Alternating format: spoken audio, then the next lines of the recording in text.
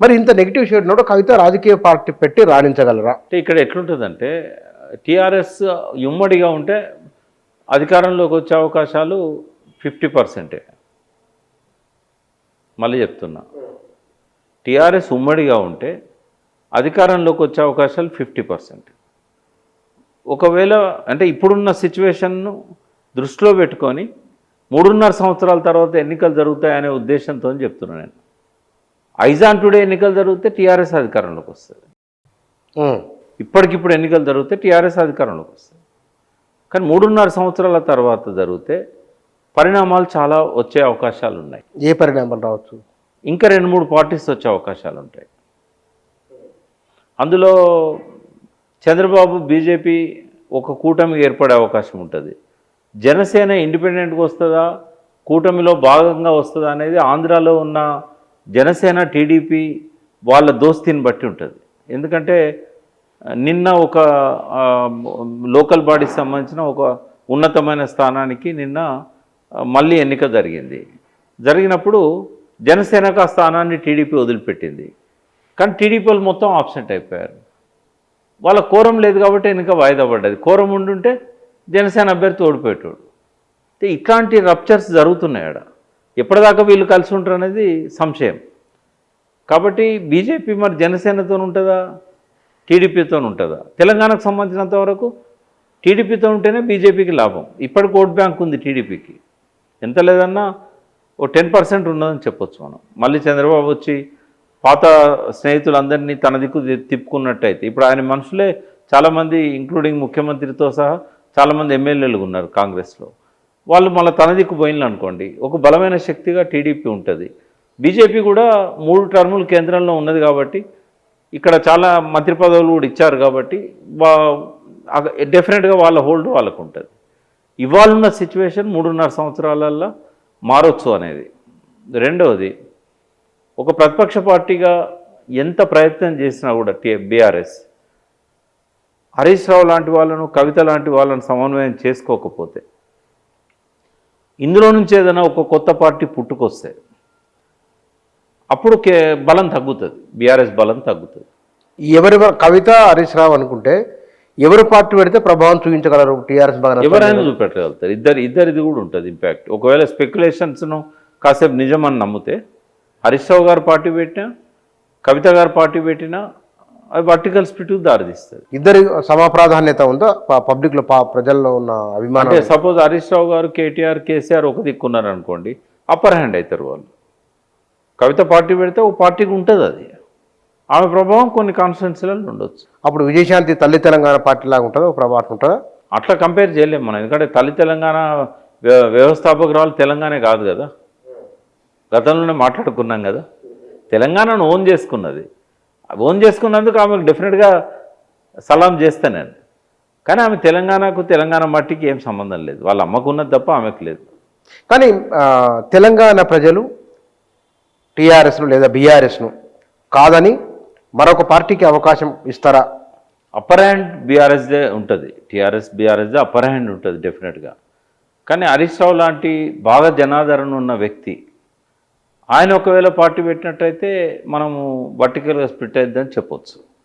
But Harish Rao, KTR, కవిత ఒక దిక్కుండి, కేటీఆర్, కేసీఆర్ ఒక దిక్కుండి, కవిత ఒక దిక్కు అయితే కనుక ఒక స్ప్లిట్ అయితే వస్తుంది, కొంత ప్రభావం ఉంటుంది. కానీ వర్టికల్ స్ప్లిట్ కాదు. అన్ని నియోజకవర్గాల్లో ఈక్వల్గా పార్టీ చీలడం అనేది ఉండదు. ఎందుకంటే పార్టీ చీల్చాలని కవిత గారు అనుకోవట్లేదు. తనకంటూ తన క్యాడర్ని తను తయారు చేసుకుంటున్నారు. ఎప్పటికీ ఉంది ఆమెకు మొదటి నుంచి కూడా. అయితే మొన్న మీడియా కాన్ఫరెన్స్లో కూడా నా మీద కావాలని పార్టీలో ఉన్న వాళ్ళే ఇటువంటి ఆరోపణలు చేస్తున్నారు, అది ఇదని ఆమె కొంచెం గట్టిగానే మాట్లాడారు. అంటే పార్టీ పెట్టాలనే ఆలోచన ఐజాన్ టుడే ఇద్దరికీ లేదు. కానీ రాబోయే రోజుల్లో వాళ్ళల్లో ఏమన్నా మార్పు జరిగే ఆలోచనలల్లో పెట్టాలని అనుకుంటే మాత్రం ఇటువంటి పరిస్థితి ఉత్పన్నమైందని మనం మాట్లాడుకుంటున్నాం. అంటే కవిత కేసీఆర్కి 5 పేజీల లేఖ రాసిందని, ఆ లేఖలో చాలా విషయాలను ఒక ప్రచారం ఉంది. కానీ నాకైతే దాని గురించి ఏమి ఇన్ఫర్మేషన్ లేదు. వాళ్ళ మధ్య ఏమన్నా కోల్డ్ వార్ జరిగితే జరిగే అవకాశం ఉంది, అంతవరకు చెప్పగలుగుతా. కోల్డ్ వార్ అంటే పవర్ కోసం ఒకరి మాటను ఒకరు లక్ష్య పెట్టకపోవడం లాంటి.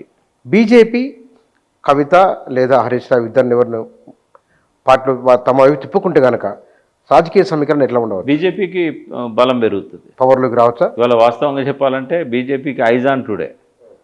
కాన్స్టిట్యున్సీలలో క్యాండిడేట్సే లేరు నిలబెడదామంటే. ఒక 30-35% కాన్స్టిట్యున్సీస్ అన్నీ కూడా క్యాండిడేట్ లేరు, బలమైన క్యాండిడేట్స్ లేరు. ఎవరికో ఒకరి పార్టీ కార్యకర్తకి ఇవ్వచ్చు, కానీ బుచ్చన్నకు తెలిసిన క్యాండిడేట్స్ అయితే దొరకరు వాళ్ళకు 100 సీట్లల్లో. 100 సీట్లలో దొరకరు. 100 సీట్లలో దొరకరు. ఒక 30-35 సీట్లలో దొరుకుతారు. అంత ఇంత పేరున్న వాళ్ళు, పేరున్న వాళ్ళు, మీడియాలో ఇప్పటికి కొంత తెలిసిన పేర్లు. ఈటెల రాజేందర్ ఆయన బీజేపీ ఆయన్ని పికప్ చేసి ముఖ్యమంత్రిగా అంటే బీసీకి ఇస్తారనేది, అప్పుడు ఎట్లా మారవచ్చు? అంటే ఈటెల రాజేందర్ కావచ్చు, లేదా బీసీలో ఇంకొక నాయకునికి ఇవ్వచ్చు. ఎవరికి ఇచ్చినా కూడా ప్లస్ అవుతుంది బీజేపీకి. ఎందుకంటే ఇప్పుడు బీసీలు ఒక పార్టీగా పోలరైజ్ కావాలనుకుంటాను, అది వేరు విషయం. బీసీలో ఒక పార్టీగా పోలరైజ్ కానంత వరకు కొంత బీజేపీ దిక్కు చూస్తారు. ఎందుకంటే కాంగ్రెస్కి ఏం బలం ఉండదు రాబోయే ఎన్నికల్లో. ఇప్పుడున్న పాలనా పద్ధతి కనుక ఇట్లాగే కొనసాగుతుంది కూడా. ఎందుకంటే పెద్దగా ఆయన దగ్గర మంత్రదండం ఏది లేదు దీన్ని మంచి బాటలో నడిపించడానికి. కష్టపడుతున్నాడు రేవంత్ రెడ్డిని నేను తప్పకుండా అభినందిస్తా. ఆయన ప్రయత్నాలు ఆయన చేస్తున్నాడు. నిన్నటి దాకా ఎక్కడ అప్పు పుడతలేదన్నాడు. ఇవాళ నేను అప్పే తీసుకోను, అప్పు వల్ల 30 అని మీ కాన్స్టిట్యున్సీలో పోయి మాట్లాడి నాగర్ కర్నూలు కాన్స్టిట్యున్సీలో. అంటే ఇక ఆయన ప్రిపేర్ అయ్యాడు మెంటల్గా, నాకు ఎవడు అప్పించినట్టు లేడు, నిన్నటి దాకానేమో అప్పిస్తలేడు అన్నాడు. ఇవాళ నేను అప్పుగా పోతలేను, అప్పు వల్ల ముప్పు ఉంటుందని చెప్తున్నాడు. అయితే ఏది ఎట్లున్నా కూడా అప్పుదైంది ఆయన డెవలప్ కాడు. ఇంకా 4 లక్షలు అప్పు తెచ్చినా కూడా నేను సమర్థిస్తాను. కానీ తెచ్చిన అప్పును కేసీఆర్ పెట్టినట్టుగా 85% ఆయన ప్రొడక్టివ్ సెక్టర్ మీద పెట్టాడు కాబట్టి 62,000 కోట్ల ఆదాయాన్ని 2,17,000 కోట్ల వరకు 2,20,000 కోట్లకు తీసుకుపోగలిగాడు. అప్పు లేకుండా అభివృద్ధి సాధ్యం. తెచ్చిన అప్పు మొత్తం ఈయన ఏం చేశాడు, పథకాలకును జీతాలకు వాటికి వీటికి అడ్జస్ట్ చేశాడు. కాబట్టి రాబోయే రోజుల్లో కూడా ఇట్లాగే ఉంటే కాంగ్రెస్ వెస్ట్ బెంగాల్ తమిళనాడు లాగా అవుతుంది. మీకు తెలుసు కదా, వెస్ట్ బెంగాల్లో జ్యోతిబా 67లో ప్రధానమంత్రి అయినాక ఈ 50 ఏళ్ళకు పైన, ఇప్పుడు 60 ఏళ్ళకు పైన కాంగ్రెస్ అడ్రస్ ఇప్పటి వరకు కాంగ్రెస్ రాలేదు. ఇక ఇంకొక 50 ఏళ్ళలో కూడా రాదు. అదే ఇక్కడ కూడా కామరాజు లాస్ట్ ముఖ్యమంత్రి. సిద్ధార్థ శంకర్ రాయ్ బెంగాల్లో దేశం మొత్తం గుర్తించదగ్గ, కాంగ్రెస్ పార్టీ గౌరవించదగ్గ నాయకుడు, చాలా powerful chief minister. He was the last chief minister 1967. Kamaraj ఇందిరాగాంధీకి, నెహ్రూకు పాఠాలు చెప్పేవాడు. He was the last chief minister 1963.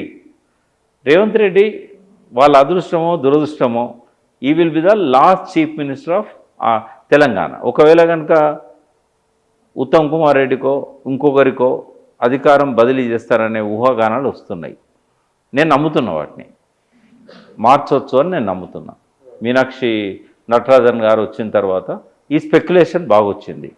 పొరపాటున మొన్న మీటింగ్లో కూడా ముఖ్యమంత్రిగా సంబోధించాడు ఉత్తమ్ కుమార్ రెడ్డిని రేవంత్ రెడ్డి.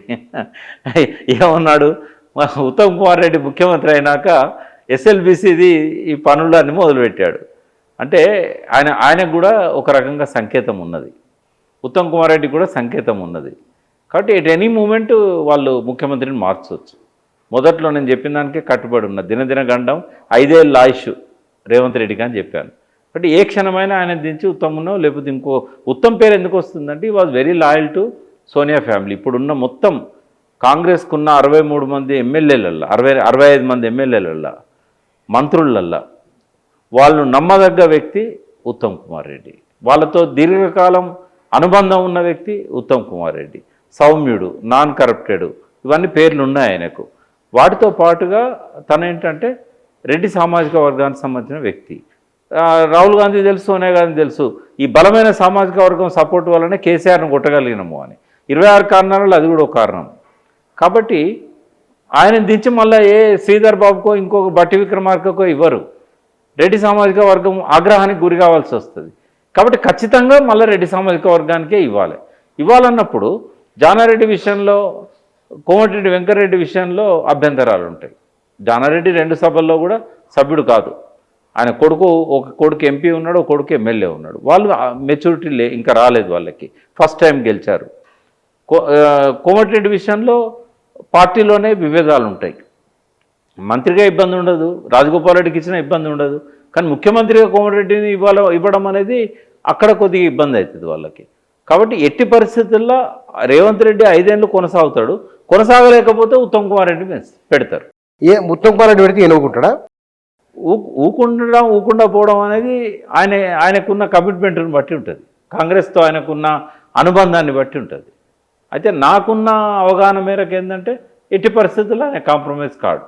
ఆయన దించిన్లో అంటే ఆయన శాశ్వతంగా కాంగ్రెస్ నుంచి వైదొలుగుతాడు. అధికారులకు వచ్చింది ఆయన వల్ల కాంగ్రెస్, ఆయన వల్ల అని పూర్తి 100% మార్క్స్ ఇవ్వడం అనేది కరెక్ట్ కాదు.